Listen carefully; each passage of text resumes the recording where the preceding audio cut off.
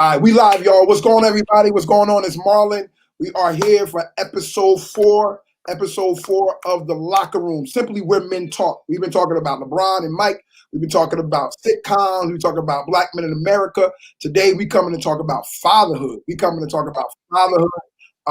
Kind of that thing that's kind of like, I think, not, I don't want to say taboo, but it's kind of that thing that we don't get talked about a lot. You know what I mean? Shout out to our moms. Shout out to our moms. Y'all do a whole lot of good jobs out there. But that's what most of the conversation's about. Most of the conversations is about our mothers. But anyway, before we get into that, once again, introduce our great panel, great co-host with me.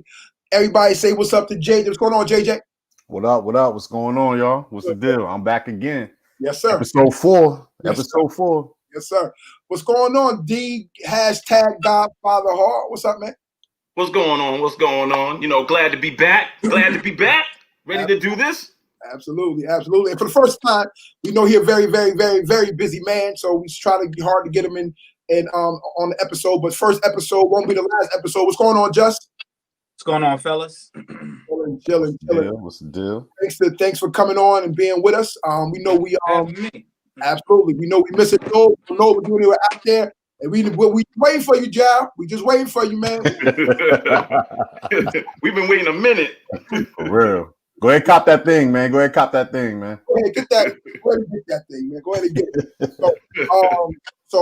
So again, we talking about fatherhood today. Again, shout out to all of our moms. Y'all do a fantastic job, but we're gonna, it's where men talk. So we want to talk about fatherhood. So how we gonna treat this episode? We want you guys, if you're watching, share, like, tag somebody, let them know that we on here. Let a man know.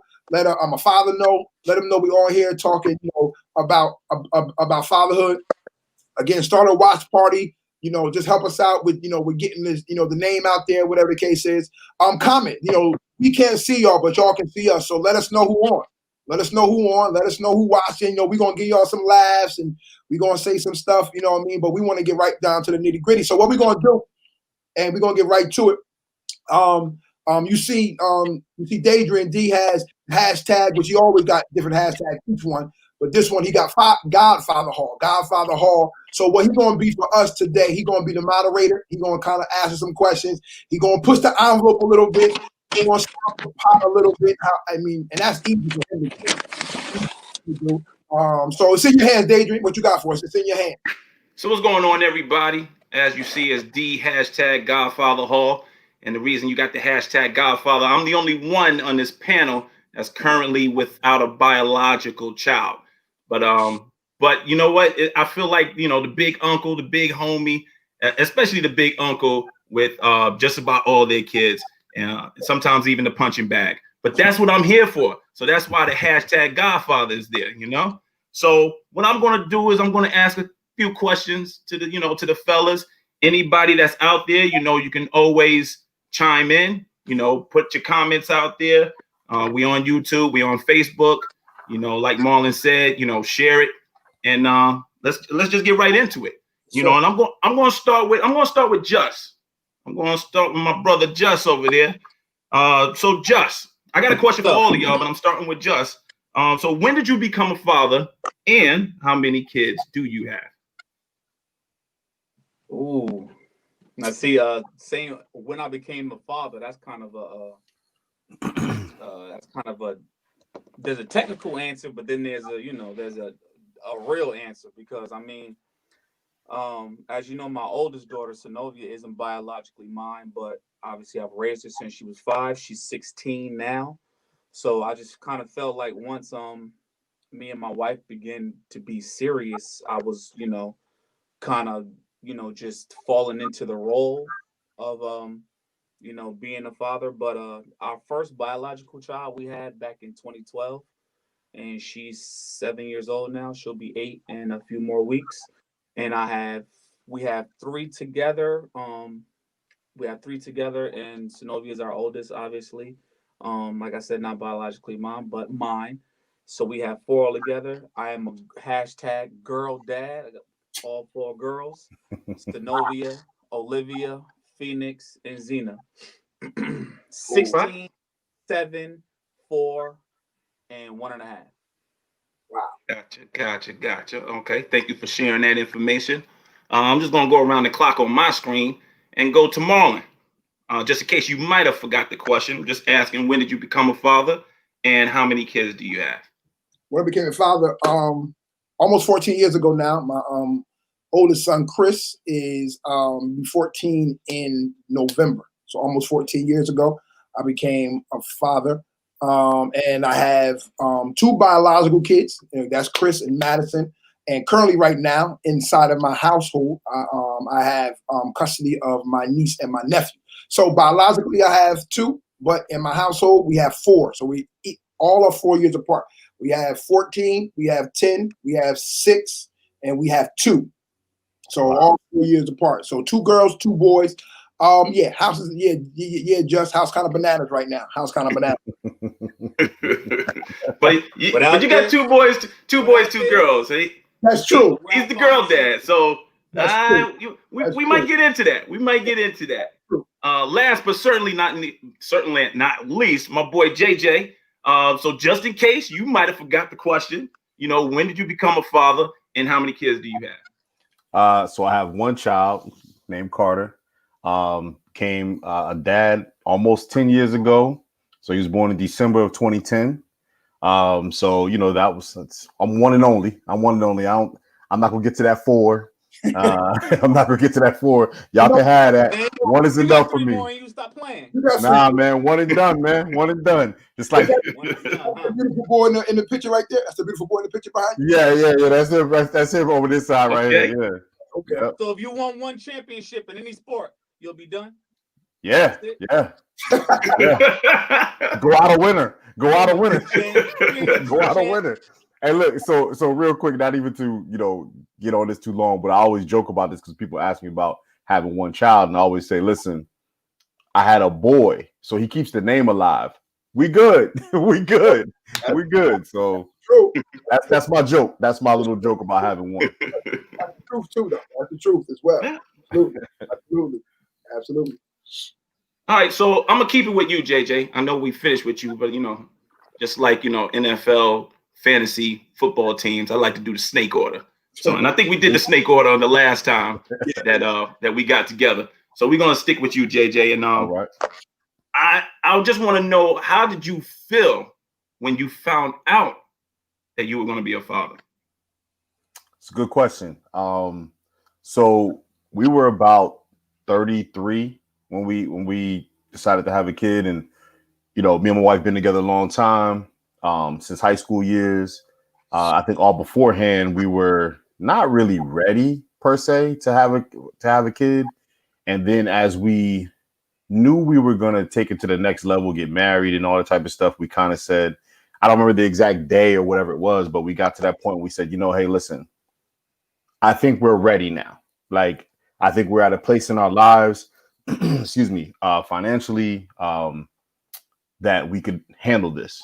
Maturity wise, I think we're at that place in our life, at that time, with our jobs. I felt like we had stability.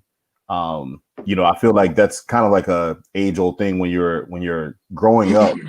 There's never going to be that right time or the perfect time. We're always going to say, I want to do this. But I felt like at that time, it was the most opportune time that we, had at that moment. So, when it came up and we took a test and came up that, yes, she was pregnant, it was just like, whoa, like it was a feeling where it was just like, your life's about to change. You know what I mean? Like, it was like, things are different, even though he wasn't even here yet. So it was definitely a feeling that it's kind of hard to describe. It was just like, I knew something was different. You know what I mean? Like, something was different and it was about to change both of our lives. And it was a great thing for us. It was a great thing for our family. So it just was, it was a feeling that came over us. Definitely me, that like things were about to change, but it was for the better. Awesome. Great answer. Great question. Great answer. All right. In the true form of snake, Marlon. Yes, sir. How did you feel when you first became a father? As JJ, same scenario with my wife for a long time. But one thing I'm not sure if the other fellas, did this or experienced this. For us, for both of our biological children, we planned them, and we planned them. By us being young and married, we knew that we kind of wanted to enjoy life a little bit. So we went like 2 years, with no kids, and then on that, that third anniversary or whatever. However, we knew like we about to start. So so it wasn't a surprise for us. It wasn't like, whoa, we knew what we were trying to do. But as JJ said, once we got that, the test and real, oh man, and I say added pressure to my life, added pressure, because I believe that as Black men, there's already pressure on your life, so this was added pressure. Am I going to be able to provide? Am I going to be able to lead? Am I going to tell them the right things? Just really. And I remember really, not even just the test. I remember actually when walking out of the hospital, JFK and Edison, and I remember having to go get the car, put up the car, and put the car seat in. Like literally, I was bugging out. I was literally like, he about to come home with me? Like, y'all can't keep him forever? Like y'all, can y'all keep him forever? And can y'all continue to, because feeding them, and he's little, and this is just a whole. I'm like, I gotta really do this. This is really about to go down. So it really got really real for me when we left the hospital. That's when it got really real for me when we left the hospital, because I'm like, this is real. Like this ain't no fiction, or he's not gonna hit the hospital. But because we planned him, so I knew he was coming. The test was kind of like threw me back a little bit, but not until I really, really had to take him home from the hospital. That's when I was like, oh my goodness, this is real. This is real. Agreed. Agreed. So I want to follow that up with another question. So just you can get prepared because you're next. How was that feeling with your son being all shook from the it's your first kid, bringing him home, like, wow, this is really happening. What was the difference between that feeling, because now you're a first-time father, versus being a second-time father? It was for me, it was another, still shook, but it wasn't shook because it's a father. And here's somebody down here saying like a manual. There's really no manual for parenting, really no manual for being a father. And I agree with you, Brother Gibbs. But at the same token, at the same time, I had another fear because I had a daughter now. So now it's like, come on. Like, so now I'm a 2-time dad, and now I got to protect her. I got to lead. I got to be an example. I got to be there for my son. But, it's just another pressure to add. So it was still another pressure. It was still another pressure. But it was a different type of pressure, because I felt like my son is 4 years older than my daughter. So I already had like 4 years in the game, kind of like, all right, I knew how to parent, you know what I mean? I ain't going to be as stern as I was, like the first night, you kind of like, is he okay? By the second child, you kind of like throwing the baby around. Like, you know what I mean? So that commercial is real. That commercial is real. Okay. I wasn't too sure if that commercial was real. You stepping over him, like, yeah, whatever. You know what I mean? But it was a different pressure because of her being a female.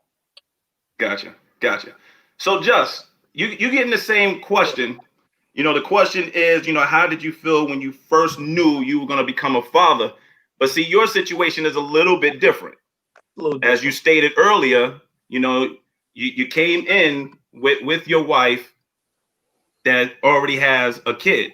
Mm-hmm. So you already probably had a little bit of parenting in you from that experience. So how did you feel when you knew you were going to first become a biological father? It's so I'm sitting here listening to Marlon say how he had fears and there was pressure added, and me personally, I think because I was just so full of excitement, it left room for nothing else. I didn't have no fears, I didn't have no pressures.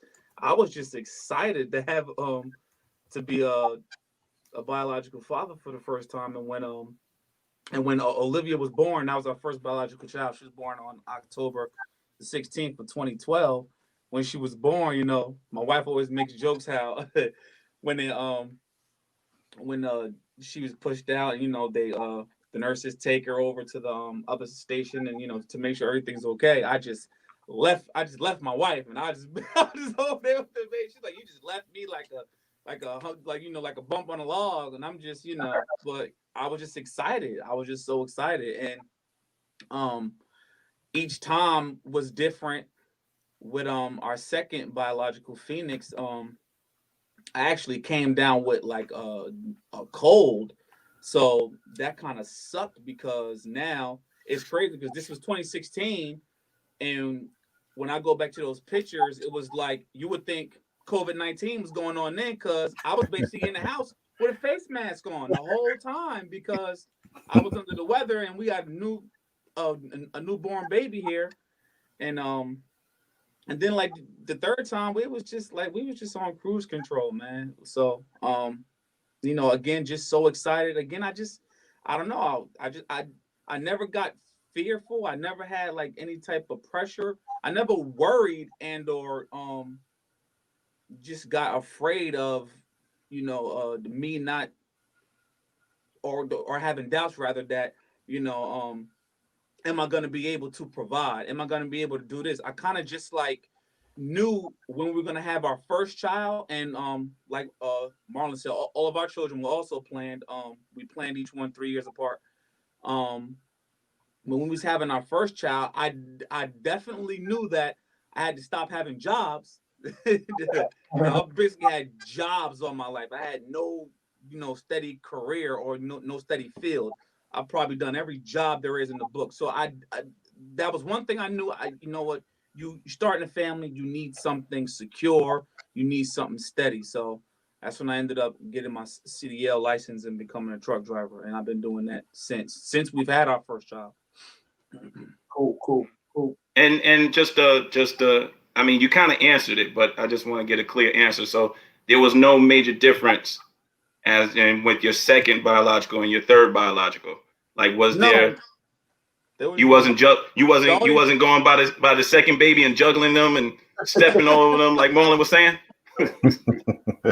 That there was definitely a lot of that going on. Just honestly, the only difference was when you find out the sex each time, because obviously, I'm like, yeah, this one's the boy. No, yeah, this one's the boy. No. And even when it came to the last one, I was certain, man. I was so certain. And I told her, I said, man, I don't even see another girl in this situation. We're gonna have a boy. No, another girl. Great. So again, I am hashtag girl dad for real, but it's awesome, man, having girls. I hear you. So I'm glad you said that. You ended with that sentence because that goes right into my next question. And Okay. in the true snake form, it goes right to you. Just what's the hardest thing about being a father? The hardest thing. So I think the hardest thing, for me, I think the hardest thing is feeling like you're not living up to the role fully. Because there are times where I'll ask myself or feel like, am I doing enough as a father? Am I spending enough time with them? Am I building them up enough, especially having girls? Am I telling them how beautiful they are enough? Am I, loving them enough? Am I hugging them enough? Am I kissing them enough? Um, I think that's the hardest thing, just the wondering, am I doing enough as a parent? Like, am I really, playing a role?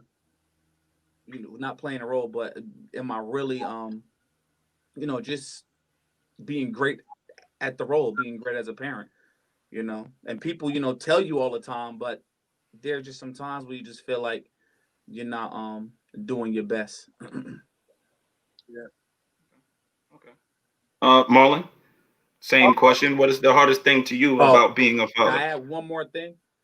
Oh yeah, absolutely. Like, especially when, and I know Marlon will be able to comment on this too, especially when there's so many now, because now it's only one of you Yeah. And it's 4 of them, 3, 4, 5. However many kids you have. Obviously we got 4. It's just you're spreading yourself thin, trying to make sure you're giving everyone their just due. Yeah, that's true. But go ahead. That's true. Now, D. Yeah. Wrong. So what's the hardest thing about being a father to you? For me personally, it's definitely the pressure. Am I living up to it? For me, it's also for me, to create that balance. As a man, we know we're taught, not taught, but I think we're kind of told like you're that disciplinarian. You gotta give the structure and all of the stuff. I'm sure we'll get to a little bit later on. And I agree with that. I agree with those, and we'll get to that. Some real hard, truths I believe that men have. That's really vital to their family. But I also think that me personally, I'd be so focused on that I don't realize that I can also nurture, right? I can also nurture. I can also be kind, and I can also console, and I can also comfort, right? I don't think those things are just women's jobs, right? I think that's mainly their job. I think that's a gift that the Lord has given them to do. But for me, I'm so caught up in being like, the disciplinarian and being the sheriff in town, making sure that they respecting their mother and, all that stuff, and I'm like, hold up, you can, you got some nurturing in you, you can do that too. Come here, boy. Get over here. So I'm so busy, doing that. So I think for me, even now, like, with my son, my son's old, 14, the oldest, and he's not really a problem child at all. So if I'm not going to be disciplining him, right, if he don't really need a sheriff in town, what now do I give him? What do I give him? And I gotta dig deep and like, you're more than a sheriff, right? You're more than a disciplinarian. You got words of advice, right? You have words of direction. You have words of affirmation. You have all these words. But for me, I had to balance that. You know what? I'm more than a sheriff in town. I'm more than the hard-nosed dad. I can also be a nurturer. I can also give. But me and my oldest, my son, we have a great relationship in that regard where I'm just always, always pouring into him, always affirming him, always letting him know, what he has, But for me, creating that balance to know that I'm more than a sheriff. I'm also, I got more qualities also. Okay. All right. Last but certainly not least again, JJ, what is the hardest thing about being a father to you? So first off, I want to just echo everything that Just and Marlon said, because I agree 100% with that. But to add on to that is, I think somebody used the word before, is balance, right? I think Marlon used that word balance.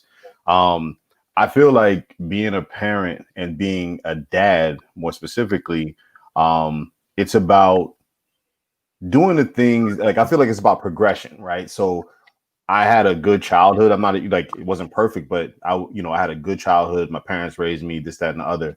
And I would never dilute, how I was raised. But there are some things I'm like, I ain't really like that. I know that they weren't perfect in how they raised me. So it's up to me to try to get better on those things that I did not like, or maybe now I see differently as an adult. So that's one of the biggest things, is to try to evolve as a parent. You know what I mean? Like, your parents raised you, and, obviously they did a decent job. But we're here to this day, but I feel like it's our job to evolve that and get better. And so that I could teach that to my child, and he could teach that to his child, and so on and so forth. So to me, it's about evolving, becoming a better parent. And then I struggle. I shouldn't say I struggle, but the one thing I feel like we probably all have heard from our parents is that it's like that whole thing of I'm not your friend, I'm your mother, I'm your father, that type of thing. And so, that was instilled into us. And then, we probably caught ourselves saying that to our kids, here and there. But as I mature, I kind of feel like, not that I'm trying to be the best friend, because I still want to have that parental figure. I want to be that parental figure to him and dad, and still have the authority when I need to have the authority. But at the same time, I don't want him to be so into like, well, that's dad and mom, and I can't say anything I want him to be able to tell me anything. within reason. You know what I mean? Like, because I know like kids is kids, right? So I know that there's gonna be some hard things to be able to say to your parents. But I always tell him, I said, listen, anything good you can tell me that will make me happy, I want you to have that same energy in telling me something that may not make me as happy. You know, if you got a bad grade, if you did something bad in school, you know, I want you to be able to tell me that, and then we can talk about that and, you know, get past whatever it is and help you with that type of stuff. So I want him to be comfortable with, especially with me, you know what I mean, as a dad. Like I feel like, you know, there's that relationship with mom, like Marlon said about nurturing and all that type of stuff or whatever. But as a dad, I want you know, yes, I'm gonna have some, you know, I'm gonna be authoritarian from time to time and all that type of stuff, be the sheriff, good cop, bad cop type of thing. But I also want you to be able to come to me and be like, yo, dad, like I do want you to treat me as if like sometimes I'm one of your boys. Tell me stuff, like tell me, because there's a very good chance I went through the same thing too. Yeah. And what better place to get it from than somebody who's walked the same path. So that's kind of my thing. It's about balance. You know, I don't want to become long-winded about it, but that's kind of like my thing. Want to have balance and, you know, be able to let him know that he can come talk to me about anything. Yeah. Can I piggyback off of that, D? The thing that I want to talk about what JJ just said is that friendship, but also balancing that out with reverence, right? Balancing it out with reverence. So I want, just use my son. My son is, he's my oldest once again. So I want him to come and tell me about, females, right? I want him to come and tell me about, if he got drunk. Well, Chris, you better not be getting drunk out there. I'm just letting you know. But if he, I want him to come and tell me. But the thing is, the question is, as a friend, JJ used a friend. How do you tell me, right? So let's say he is my boy. If you tell your boy you got drunk, you're going to your boy like, yo, guess what happened last night, son? Yo, I got lit. Yo, it was like, as your friend and your dad, you can't come to me. For me personally, you can't come to me like that. I want you to come to me, but I don't want you to come to me like that. I want of course not. No, we're not doing that. Yeah. I want you to come to me in reverence. Like I want you to tell me you got drunk, right? I want you to tell, but there should be, JJ, I'm sure you agree, just there should be some humility in you telling me that, right? Absolutely. It should be some embarrassment to some degree. Absolutely. Right. But I also want you to always, there should not be nothing you're afraid of telling me, when it comes to, but yeah, so I want you to be my friend, but also I want you to show some reverence in our conversation.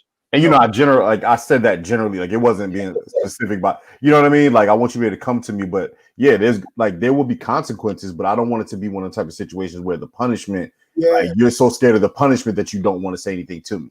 Yeah. You know what I mean? And I feel like that's kind of like how, at least I can speak for myself, he was raised. Like, I'm like, man, I could tell my parents I got this bad grade, but if I tell them this, you know what I mean? Like I'm gonna be on punishment, this and the other. So I want to be able to, like I said, keep that same energy. If you're telling me something good and I'm going to give you affirmation and give you all praise, understand that, you telling me something bad. Yeah, you may not get praise, but at least we can get through it. Because I'd rather you tell me than anybody else outside this house tell me. That makes it worse. You know what I mean? That makes it 100% worse. So 100 times worse. So listen, if any of them listening, they can holler at their Uncle Daedrian, man. I'll dap them up. Be like, word. Hey, you better start snitching. You better start snitching. That's all I got to say. Hey, look, don't worry. Snitches won't get stitches this time. So I just had a couple of comments here on Facebook. Kevin Chef KD the Huntsy. He said, I think the hardest part is making sure that they get enough of my time. 3 kids with 3 different personalities. So make sure that each one gets their individual time. Damn. Now, okay. Now, a question for that with just, even for Chef Kev, when we say that, with me having 2 extra children in my house, make it 4. Do I personally carve out those times for them? Like, do I say, okay, every month Chris get a set time, Master get a set time, my niece and nephew or Mark a lot, or is it just like when it happens, or do I need, or do you set that time? Me personally, I don't set times. It kind of just it's weird because not weird, but it happens organically. Like in my house, you just end up like I'll just end up in my bedroom and Phoenix will be laying next to me, or I'll just end up in the studio doing something and Olivia pops in here.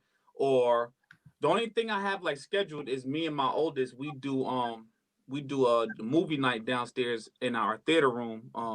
She really likes horror films, so we do that together. We haven't watched one in a minute, but that's like the only like scheduled thing I have with any of my kids. Other than that, it's just they just at random. I always end up with one of them in some room in the house for a long period of time. Oh, well, this is a serious discussion, so but we are going to get back to that theater room at one point. Yeah,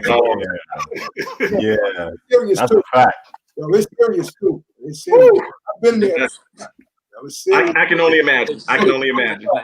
Yeah, I know we talking about fatherhood. You know what I mean? But like his chairs lean back. He got cup holders. He got cup holders. Anyway, you got a popcorn maker joint too? He might. I don't know. We got a room with some theater seats and a flat screen TV on the wall. Come on, man. Like, don't forget those movie posters you got around. The movie posters cost about $20. Stop it. $20 for a poster? Yo, you can go to Google Images and get it for free. What? What? My boy Michael, like how you see in the movie theater. Yeah, all right. My boy Michael DeSong, he has 3 kids. He said guiding them on the right path and hoping that they do not get influenced by the negative is the question was the hardest thing about being a father, and that was his answer. Yeah. We're still in snake order. Who did I end with? JJ. So JJ, what's the biggest misconception of fatherhood to you? Oh, that's a really loaded question. I think, stereotypically is that, guys, dads, they don't do much. It's a bad rap in society that, guys don't do much or they're not there. And yeah, of course, there's plenty of people like that. But, truth be told, there's plenty of moms that don't do what they're supposed to be doing. So, I mean, it goes both ways. But I think, like, for me, like, that's a big misconception about fatherhood. I feel like I said, it's loaded because you could talk about through courts and how, when there's, dissension in the marriage or whatever the case would be, and it's child support or any type of relationship or whatever, like, usually the guy gets the bad, the bad end of the stick or short end of the stick. Usually it's like, paying, the child support and however much that might be. So I feel like a lot of times the system isn't for men.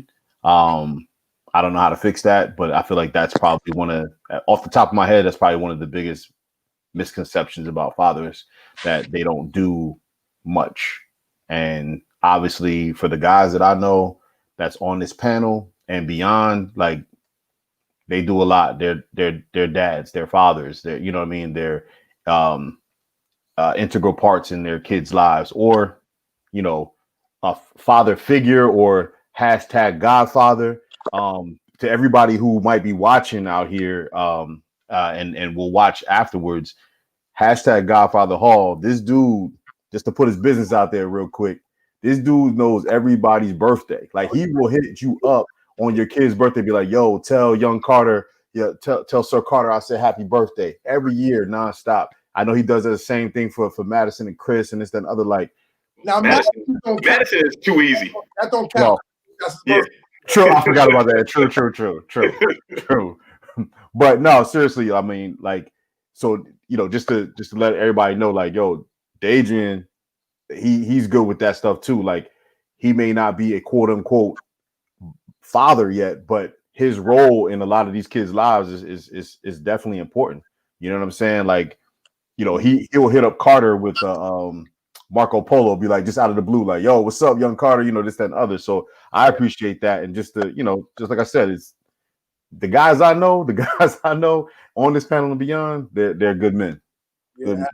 Absolutely. And I know it's my turn. I know you can ask the question again, but my name is exactly to Dadrian, to all the father figures out there who may not be biological. Your roles are humongous and tremendous. And again, like, Adrian just comes up to Madison with gifts, and I thought of you, and it's crazy. It's crazy how much, and then, to all of my kids, to the circle of friends I had in high school, they still call everybody uncle, uncle. You know what I mean? Uncle, uncle. So again, to all the father figures out there, you're a father figure, even though you may not be a biological father.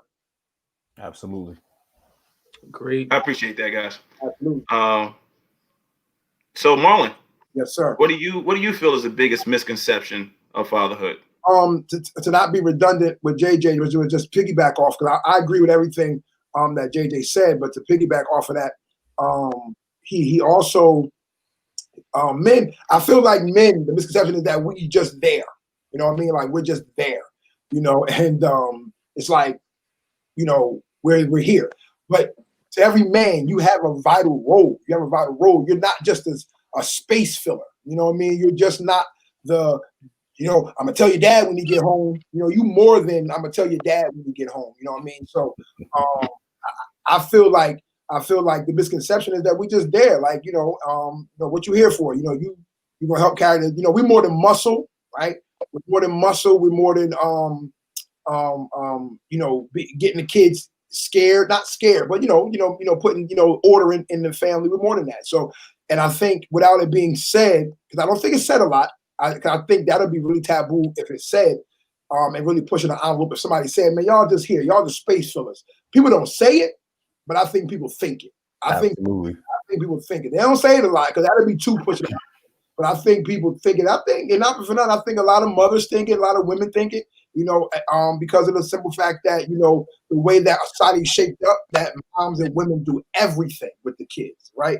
Everything. So in certain people's minds, it's like, well, the dad's just here. But nah, we're more than that. So misconception is that we don't do nothing. We do a lot. Okay. I like that. I'm sorry, what was that, Jess? No, I was just sitting here like,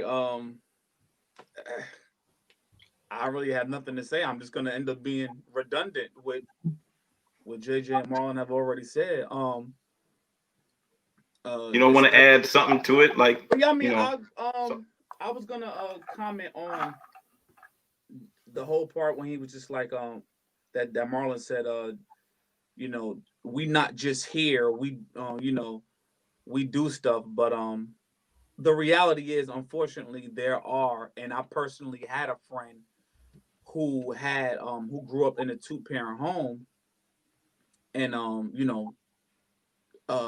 in that random one night, I don't know, we was having a talk. We were teenagers, I don't know, maybe 17, 18 years old, and I didn't have my father in the house, and my father wasn't around basically at all. And he passed away when I was like 14 years old. But anyway, I was having a conversation with that friend about, and it was just like, I was kind of telling him like, yo, you lucky to have your father here. He with you, living in the house with you and everything. And he was just like, man, that dude ain't no real father. And I'm just sitting here, and it blew my mind. Like, where did that come from? Like, what you mean? Like, he was just like, so it goes back to what you were saying, Marlon, about he was like he was actually one of those guys that you're talking about that gives us that bad label. Like he was in the home, and all he did was go to work and come home, go to work and come home, like barely spoke. Just it was just kind of weird. But then I started to get it after a while. Why he said that. He was just like, man, he ain't no real father. He just here. And it was weird. Like, wow. Like, where did that come from? Now, don't get me wrong. I don't know that situation, and I don't know many men, right? So could that be real, right? Could that be real? It's definitely real. You know what I'm saying? Could that be real? Like where there are some fathers, and right, that's just there, right? Yeah. That's just there. But it just goes both ways. It's not just delegated to men. Yeah, there's some women there too, and I know, not to get into all of this, but like in my line of work, like I see it both ways. You know what I mean? Like I see where dads ain't doing anything, and I see where moms ain't doing anything, and I see where the both parents collectively ain't doing anything. So it's I don't think it's just cemented for one, or the other. Like I feel like it could be anybody. So with that being said, you know, there are a lot of good guys out here, dads, father figures, all of that type of stuff. So you know, and look how I know Mike said it in the comments, and Deja can read it later if you want to. But I think and that's what it was. It's just like, you know, society taught us and showed us that we were just a paycheck, right? We was just a paycheck. You know, we were just like, you know, and not for nothing. No, my father, you know, who I love to death. I love to death. My mom may be watching. I don't think my father watching. My mother may be watching, and you know, it was just that dynamic, right? I love him to death. He was always there for us, gave us whatever we want. But it was kind of like when I asked him a question, it was kind of like, go ask your mom. Go ask your mom. Go ask your mom, right? Go ask your mom. And I'm in my mind, I'm like, yo, I'm asking you, right? Like, so I need to know, like, you know, can I go outside? But I think in his mind, I'm thinking, he's thinking, I don't want to say nothing opposite of what your mom say because I don't want to cause no problems. No dissension, yeah. You know but it also goes into what we what I was saying before about evolving, because that is what society is. It's like, you know, mom has a role, dad has a role, and they don't intermingle at all, right? So we see it in society, we see it in commercials. It's like always the mom in the kitchen, this, that, and other, and mom does this, and then dad is kind of like, I'm a couch potato, you know, like that type of stuff. Like we see that, working on a car or something. Exactly. So I feel like, you know, we just have to evolve and know that either one, whether you're male or female, it's not just one. You can do other things than being in the kitchen cooking or being in the garage working on the car. Like we are more than just that. So whatever that may be for you, you can be that. Yeah. All right. So before we go further, Marlon even mentioned it. Yeah, I'm going to mention Mike's comment. I really like this comment. So Mike put a comment on there. To be honest, my wife really taught me how to be a father. As a youngin', I thought all the father was supposed to do was provide the money. My wife taught me being a father and a parent is more than that. Need to spend time, love on them more, and for that, I appreciate her. Yeah. That's big. That's my boy Mike. Yeah. My boy Mike. You know, he's a good dude, real good father. You know, I don't know if I don't think anybody else is friends with him on Facebook, but you can tell the love that he has for his kids. So, and you could tell the love that his kids have for him, which is awesome to see. You know, and he's a young guy. Matter of fact, I think he might be younger than you, Just. Wow. Gotcha. And Kevin put up here, Marlon, it is real. I grew up in a house just like that. It made me want to readjust myself so I wouldn't make the same mistake. Yeah. I was just talking to somebody about that today. Not about that, but I was talking to somebody about, like, we're just not around people. And so I use that for men. We're just not around people to know what to do. We're around people to know what not to do. You know what I mean? Mm-hmm. We're around people to know what not to do. So I know a lot of times we be like, you know what? I hung around you so you could teach me what to do. But nah, I hung around you so you could teach me what not to do. You know, show me how not to do it. You know, and truth of the matter is, you know, again with my father, but at the same token, right, as being fathers and father figures, don't you want, Carter? Don't you want your girls to say, you know what, Dad? You know, you want them to do the stuff that you didn't do, right? You know, I'm not perfect. I want you to learn from my mistakes. Exactly, evolving. Right? I want you to evolve. I want you to get better. So I'm with you, Chef Kev. You know what I mean? I'm with you in the sense of like, hey, look, I told myself like, yo, my father was going to be like the ask your mom. That ain't me. I'm going to be talking to you. I'm going to be saying I got a voice, because again, we don't believe in happy wife, happy life. Nah, we believe in happy spouse, happy house. That's a word in its own right there. Now I am going to add this though, and I'm sure other people can who's ever watching might be able to relate. So because I work so much, I'll come home, and this is only because I've been hoodwinked by my daughters. I'll come home and they'll ask me for something and I'll go get it and or supply it, and then I'm getting a mouthful later because come to find out they asked mommy and mommy said no, and they done came to me and I gave it to them, and like, That's not your fault per se, though. That's different. Yeah, I mean, that's not your fault per se. You know what I mean? That was the kids trying to get one over. You know what I mean? Before you had a chance to talk to the missus. But You know what I mean? So what I'm saying is, I'm saying that to say now. Recently, a lot though, they'll come ask me, and I'll be like, "Ask your mother." Because I'm not beating, you're not getting me in trouble. Don't try to play me out, right? You don't try to play me out. Crazy. All right, so real quick, for time's sake, I want to get into this article, so we can really briefly talk about it. You know, when I go around to you guys, if y'all can just try your best to give me like 30 seconds, you know, because I'm gonna try to get through as many as I can. It's an article called 20 Reasons Why Children Need Dads. Or so Dave, they have. My bad, Dave. What you can do for time's sake, you can just see if we all agree or disagree, and just if we all agree, we just kind of move on to the next one. You know what I mean? So, Okay. You know what I'm saying? We probably all have the same reason to our agreeing. You know what I mean? So we can just say, yeah, agree. Or if we don't agree, then we can have the conversation of why we don't agree. Yeah, but if y'all have the conversation, make it short, okay? I agree. 30 seconds. 30 seconds. I'm just saying, yeah. Yes, I'm just Godfather, sir.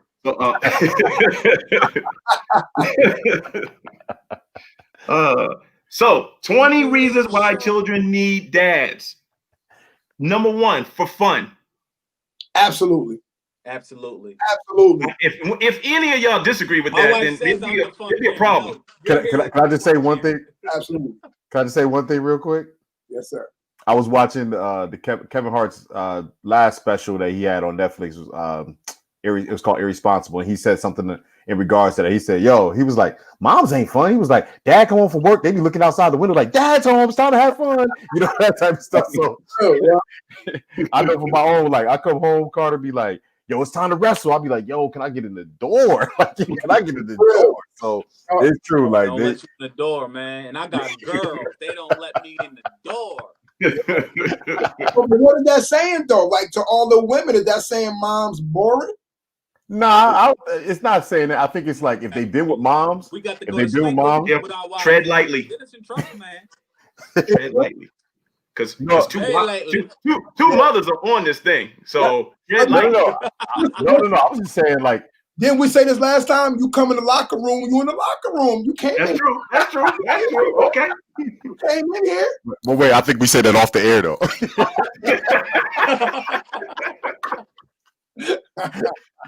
All right, so to continue with the 20 reasons why children needs dad for balance. Not at one time, guys. Agree. I agree with that. I agree with that. You know, like, I feel like they're not going to so that's both parties, right? They need the mother and the father, right? They need to understand both genders, understand some things, you know.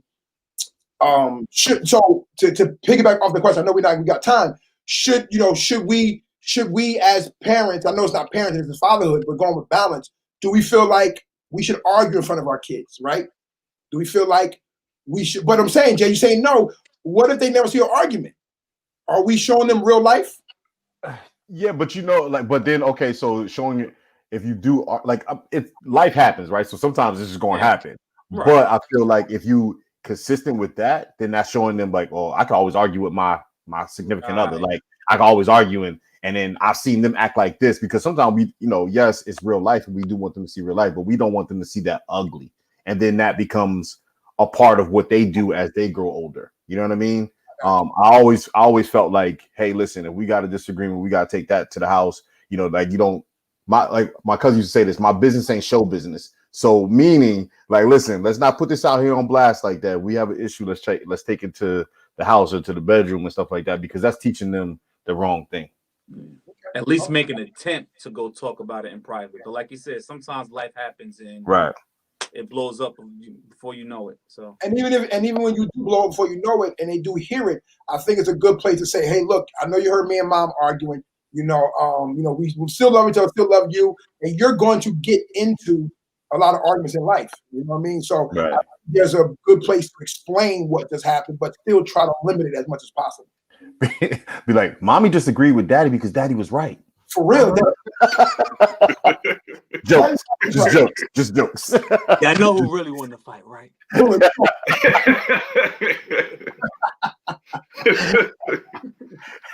All right. So the next reason is to understand men. And I think that's a big question for you, Just. Say again. To understand one of the reasons why children needs dad is to understand men. Oh, absolutely, man. Yeah, when you were being, I mean, it's the same for Marlon and JJ, but I'm looking at it as in like with him with just girls. Yeah. Might mean, because I'm pretty sure they look up to dad and how dad treats mom, how dad carries on in life is who they gonna want to be married to when they get of age. Yeah. Our teenager, she about to be 17, so boys is a thing now, man. I give her all the tea. I don't leave nothing out. Like so she knows what to look for, what to listen for, what to pay attention to. Yeah, I agree. I definitely agree. But even when it comes to even understanding men, right? I agree. Even for my son, right? Even for my nephew, right? Because we're not just talking about understanding men in a romantic relationship, right? Right. Even understanding men in just the way we are, right? Right. The way that we are, the way we behave, right? I believe when you find females to say real quick, like I ain't got too many female friends. We catty. We don't really get to, they kind of do that real quick. But I think it's the total opposite for men, though. I really do. But not saying that we ain't got our issues and we ain't backbiting, but I think like when you find you a good, solid group, they like you got a good, solid group. Like you got a good, solid group of men. So I'm telling that to my son, even while we speak, like, yo, if you can, if my bad. If you can, I don't know, my bad. If you can, I just called Deja by mistake on the phone. I don't know how that happened. but no, but we can still teach them even the men how to be men and the benefits of having friends. I agree. All right, so Mike has a question. I just think. Okay. Oh, I'm sorry. What you saying, Jess? No, I was just gonna say, again, how important it is to, like you said, for us, because we get to give them an idea of what they want to aspire to in a man and a husband. You know what I mean? For the future. Yeah. I think that's very important. You know what I mean? Because they watch how I operate in the house, and they'll be able to know what it looks like versus if they come into a situation and they just be like, yeah, this is not right. Because my dad didn't do this. My dad did this. My dad did that, so. And that would be the same for you, JJ and Marlon, I would assume, the same way Chris and Carter would have to look at y'all and be like, okay, that's the way I'm supposed to be. Right. Or that's the way I'm not supposed to be. I would like to think that wouldn't really play a hand. So Mike has a question for you guys. So he has a question. He says, is it okay to show affection to your wife in front of your kids to show them the love that you have for one another? Absolutely. Yeah, no, I feel like that's super important because like if anybody, I don't know how old everybody is that's on the chat, but like if you look at old TV shows from like probably like the 60s and up, like they had like the couples, they had like separate like beds. They might have slept in the same room, but it was like separate beds. It was like, oh, I'm in this little twin bed and he's in this little twin bed and that, that type of stuff. But I'm like, no, you need to show affection. You need to show that like your mom and dad love each other. And it's not just like a business deal. You know what I'm saying? Like we're here to be parents and that's it. Like, no, you got to show affection. Because I feel like, of course, the kids now, like I know if I'm hugging my wife, kissing my wife, Carter's like, yeah, it's disgusting. but he will also know like, but he also know as he gets older, he's like, yo, my mom, my dad, like, they was loving each other, that type of stuff. If they don't see it, then like, what are we teaching that? Like, what are we teaching them with that? So I feel like it's definitely important to do that. Yeah, I definitely agree. I just think, and to some degree, that affection kind of goes into everything about a balance. Like, I mean, and I know what JJ said about show business, and I agree with that. I just feel like we got to do our very best to show our kids everything that they're going to experience in life with some type of controlled environment. You know what I mean? We shouldn't be throwing irons at each other. You know what I mean? We shouldn't be doing none of that. But it's in token, we should be showing some type of definitely affection and being real, because if they ain't gonna learn it from us, who they gonna learn it from? The wrong person. Real. You don't want that. For real. For real. Shout out to Deacon Pete Williams, because that's exactly what I was thinking about. Lucy and Ricky Ricardo. I love Lucy. That's exactly what I was thinking about. And not to get too crazy though, but it is what it is. It's MKW. You know what I mean? I'm gonna say it because it's my page. I be telling my son 13, enter at your own risk, son.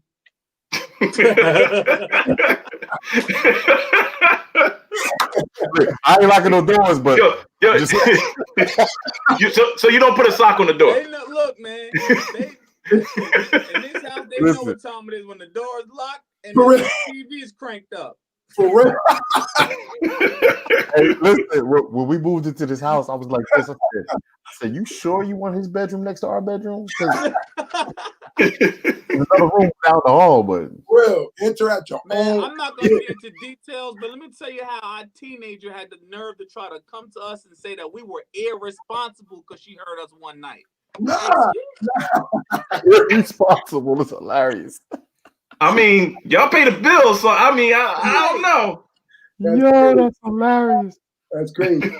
Irresponsible. She was trying to study. Oh, well, see, now I know where she's coming from. See, she was trying to study. Y'all should have been more respectful of that. They was studying anatomy. That's what they was studying. For real. Yeah. That's why Zenovia likes you. You would say that. And we had a moment, and Keena tell you we had a moment. Chris shook now. He shook. off the air, I'll tell y'all why he shook. Yo, that is hilarious. You gonna learn today. You can't look at y'all in y'all face. He just be coming in the kitchen like, hey, good morning. Good morning. All right. We got to keep going because we don't have that much time left. So we're still on 20 reasons why children need dads. For behavior. Yeah. It's kind of like what Marlon said before about being like the sheriff from time to time, and not saying that moms can't be, but sometimes you need that deep voice, the stern looks. So yeah, I definitely agree with that. I agree too. I definitely agree with that. Stern looks the key in this household. What? Death stare. Yeah. Oh yeah. Lazy. I don't gotta say nothing. I don't gotta say anything. Yeah. I don't gotta say anything. Right, but yeah, I think that behavior, it's and again, like for nothing, not for nothing, the moms will even say that, right? The moms will say, "Dad's on his way home." Like I have never said to my children about discipline, "Your mom's almost here." Your mom's almost here. I've never said that, because I think that when it comes to discipline and it comes to behavior, it trickles from the dad. Yeah. All right. For their education. I'm laughing because I definitely agree, but I'm laughing because in my house, Courtney being the educator as she is, that is kind of her thing. You know what I mean? And Marlon, to your point, when you said, I never really said, your mom come in, I was like, well, it's kind of true, but in my house, like if Courtney said something about like, hey, you better have this schoolwork done or something like that, I'm like, your mom, you better get that done. She don't play when it comes to that school stuff. So well, true. That's true with that part. You're right. You're right about that part. Yeah, you're right about that part. Read that book. You better read that book. Exactly. I do a lot of co-signing. I think on the education, other than the actual lesson they're dealing with at that moment, do we feel like dads are like the one who's teaching our children it's important for you to have the education, or it's important for you to be successful? Like, who's the one pouring that word into them? Who's saying like, look, get your education? I think both of us. I think with that, it's got to be both. Yeah, it's got to be a message, but it's got to be a household message.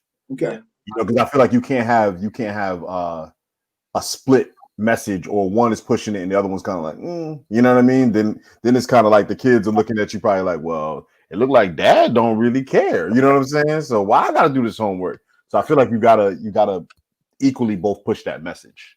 Yeah, In that regard. I agree. I agree. All right. Yes, Keena, she does educate us all. Keena, she does educate us all. All the Your grandma better be on yo. point talking to Courtney. You better be on point. All right. Because she probably say something now because y'all are really going past the 30 seconds. But to continue, for their mental health. I definitely agree. Agree. Yeah, I agree. I definitely agree. I definitely agree. And even to the fact of when it comes to affirmations, letting them know who they are, like moms are really good with that, But at the same token, we as men can't be so get over it, right? So if they're going through, I ain't going to go as far as to say suicidal thoughts, but like depression and things of that nature, we can't be so quick to be like, toughen up, stop being depressed. We gotta make sure that we're being there for them and being comforting in that, as well.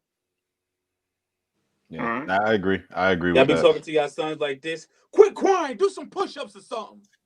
I definitely because and not to be. I know we don't want to go long, but you know how it is. Like okay, there a lot of times the kid will be one way with the mom versus the dad, and I can speak for a son. It could be like he want to whine a little bit. Oh, mom, you get with me. I'll be like, boy, like we don't do that around here. Like we don't do that around here. So there's times when I ask him, I'll be like, you good? Like I'll just check in on you good. Everything all right? Yep, I'm good. And then I talk to the wife later, and she's like, oh, Carter said, he was feeling. I'm like, he ain't say that to me. He ain't say that to me. Yeah. He ain't gonna say that. But no, to your point, Just making him feel like he can't be emotional. Come on. No, he can be emotional, but don't be a baby. Yeah. He's 9 years old. Don't be a baby. And that goes. I'm saying that for a boy, but I would say that probably for a girl too. Like, all right, you're 11. You're not 2. So act accordingly. That's all I'm trying to say. Yeah. I agree with that. And I've said it to Chris many times. Right? Cries more than the 4-year-old and the 1-year-old combined. That's crazy. Right to the tears, son. Mike says he's street smart and his wife is book smart. So what he lacks, she has, and what she lacks, he has. So it takes both to educate them on life. Yeah. How about self-esteem? Yeah. Oh, absolutely. Agreed. Yeah. Super agreed. Yeah. In today's times, I think like the way society is, you have to be there to affirm that, to affirm to have good self-esteem. Because whether it's educationally, whether it's sports, whether it's, just general life, you know what I mean? You want to, keep them mentally strong and believing in themselves at all times. I'm trying to tread like. Go ahead, Jess. No, I was just gonna say everything that as far as self-esteem goes, everything that we've been dealing with since the beginning of time. I just feel like nowadays it's on steroids. Like, how they, everything has always been visual for us, but it's like, again, it's just like 10 times more than that now, to where I feel like we have to pour into them way more than our parents had to pour into us. I don't know if y'all agree or not. No, I agree. I definitely agree. And I'm trying to tread lightly on some of these comments, only because I don't want it to make it seem like men do more in what you're saying, or women do more. But I do think there are some things that, like, when it comes to like you feeling you can do something, right? You feeling you can do something. I feel like a man's voice in that regard is sometimes stronger than the strongest parent at that moment. I feel like that voice that comes from a man can affirm something. So when it comes to self-esteem, I know if my dad told me I can do it versus my mom telling me I can do it, I just knew that I can do it when my dad told me I can do it. I just knew he could. Not to say that I couldn't when my mom told me.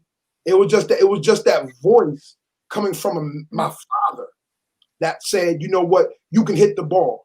You can run fast, right? I don't know if he said it with confidence. I don't know if I needed that bass in the voice. I don't know. But, he gave, him saying that, if he was to say that, you know, for me, I felt more that I can do it coming from my father. It might have also been because, you know, like moms typically, you know, hey, we're gonna love you. You know, don't worry about that ball. You ain't had to hit that ball today. It's okay. Don't worry about it. With dad, like if your dad said it, you probably like, no, he meant it, because he ain't gonna say it if he ain't mean it. Like, nah, he ain't good at hitting that ball. I ain't gonna say that to him. You know what I'm saying? So the reason why I say I'm treading lightly is because the truth of the matter is I believe if we had like a women panel, right? If we had a women panel, I believe that there will be some women and even some men saying, hey, only the mom can do that. Only the mom can do that, right? I've heard it, you know, we hear it a lot. You know, we hear it a lot. Say only the mom, you know, that's the mom's job. So now the question is there ever, and I know it's not the 20, is there ever anything that's like, no, only the dad can do that? That's separate from the dad, and that's just the dad's job. Because we've heard women say, you know what, that's the woman's job. Men can't do that. You know, so is there anything that a man can do, you know, for the child that a woman can't do for the child? You know, and we don't got to answer that, but that's kind of why I'm trying to tread lightly or whatever. You know, is there anything a man can do that a woman can't do for the child? Yeah, that's a loaded one. That's a loaded one, and that's probably a conversation for another day, you know, as a whole. But I feel like it's kind of like that age-old thing. It was like, can a woman teach a boy to be a man, and vice versa? Can a man teach a girl to be a woman? Yeah, you know what I mean. Like, it's kind of like one of those type of things. So, it's I feel like it's a complicated response. Yeah. All right. So all 20 of these are some valid reasons.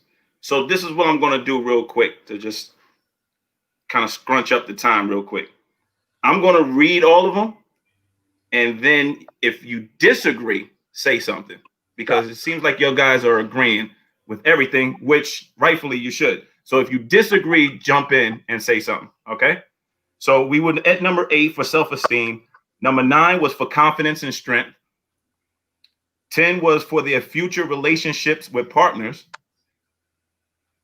11 for their best chance of stable relationships. I agree with that. Especially if you have a stable relationship, yeah. They're coming from one, yeah. I was getting a disagreeing on one of those. Okay. 12 is for understanding the role of a dad. Oh yeah. 13 for security. 14 for choosing the right path. 15 for the ability to preserve. 16 for competitiveness. 7 Big facts. 17 for wisdom. That's a big one. 18 for their future career. 19 for respect of authority, which is huge. I totally agree. Is so huge. That's bigger than, especially with African American males. That is huge, and females now, especially with the whole Breonna Taylor. So that's huge. Last but certainly not least, for happiness. Yeah, I agree. So there was nothing that you all disagreed on that, right? No. And, you know, some of them was worth discussing, but because of time, you're absolutely right, Daedrian. And this is saying, like, it's so important for a man, you know, a man. I know Just got to get out of here in about right now, you know. Just, we appreciate your time, man. We appreciate you. Anything you want to say before you sign off? Nah, man. Thank you for having me. I appreciated being a part of this panel, or this discussion rather. Looking forward to the next episodes and what we dive into next. Absolutely. We'll be keeping you informed, man. Get your sleep, man, and drive safe on those roads, brother. Wait, real quick, Just, and actually you, Marlon. Yes, since you're in the studio right now, Just, and Marlon, for the next episode, can we do an episode of Cribs for Just? Can we do an episode of Cribs? We really need to. We really need to. No, just you. I'm with it, y'all. I'm with it. Stop, bro. Yeah, that first episode is gonna be yours, Just. Yo, I'm gonna set that up. We're gonna schedule that. I don't have a crib though, man. And you got a new camera. And you got a new camera we can use, right?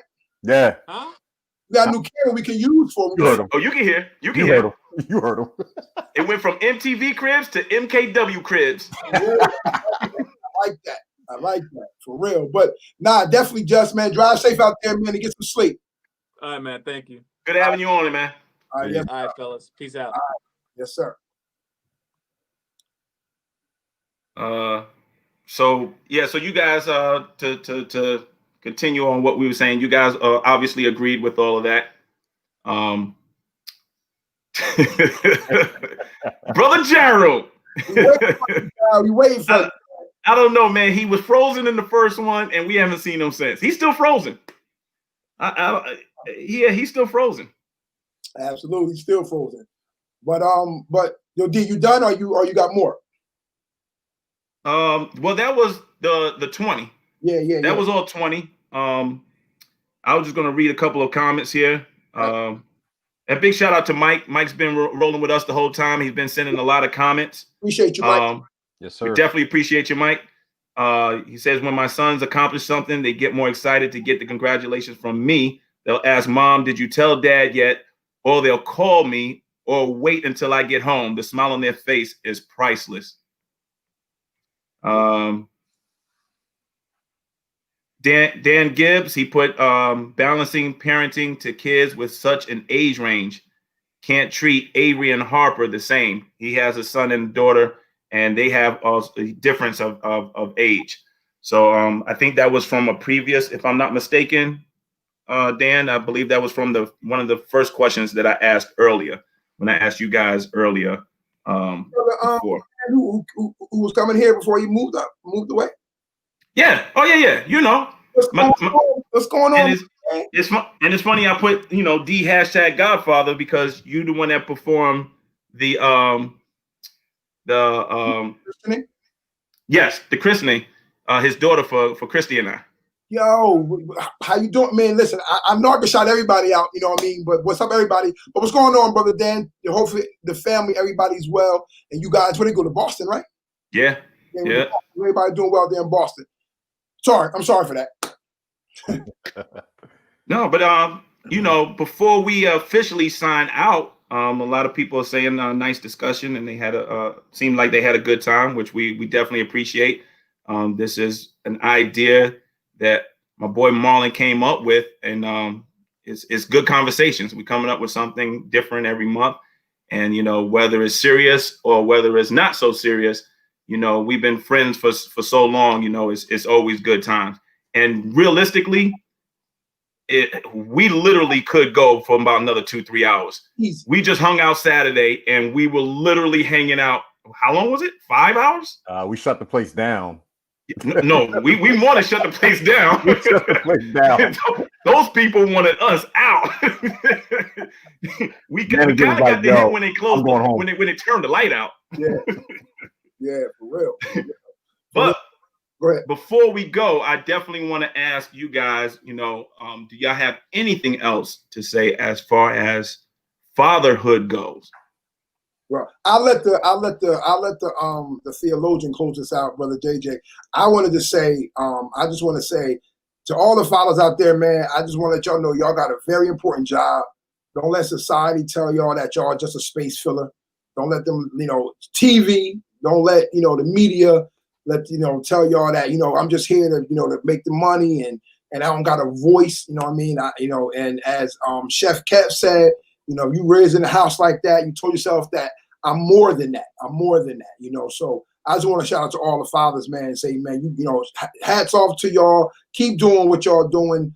Use your voice. Use your use your actions. You're very impactful to your family and to your families in both genders and both spouses. I mean, the mother and father, they're needed. So hats off to y'all. Keep doing a great job. Agreed. For me, it's just like, there's no manual to this, right? Like there's no manual to this at all. But, kind of like what I said earlier, just be better for your kid, right? So even if you had a great childhood, be greater. You know what I mean? Just to strive to be better. So I think it's just important as a dad, like just to be an integral part in your kid's life. You know what I mean? Son or daughter, it's just important. I know, like, jokingly, they say, like, if you have a daughter, they're the ones that take care of the dads, you know, as they get older and stuff like that. You know, I just feel like it's just important just to be visible, be there, be more than the authoritarian, be more than the sheriff. Sometimes you have to be the nurturer, even if it isn't as good as the mom. Sometimes you just have to be that.